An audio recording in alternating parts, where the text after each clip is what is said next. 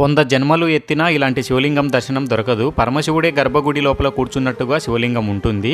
శివుడిని ఎన్నో రూపాలలో ఉన్న శివలింగాలను చూసి ఉంటారు. కానీ పరమశివుడు ఈ రూపంలో ఉన్న శివలింగం మాత్రం ఇక్కడే దొరుకుతుంది.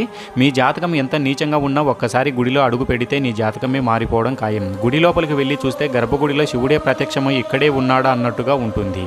స్వామివారి తలపై ఉన్న వెంట్రుకలు, ముడితో వేసుకున్న కొప్పు, అలాగే కిందికి వేలాడుతున్న వెంట్రుకలను చూస్తే మనము నిజంగా స్వామివారినే చూసినట్టుగా ఉంటుంది. ఇలాంటి శివలింగాలు కడప జిల్లాలో దాదాపు 10 శివలింగాలు ఉన్నట్టు ఆధారాలు ఉన్నాయి.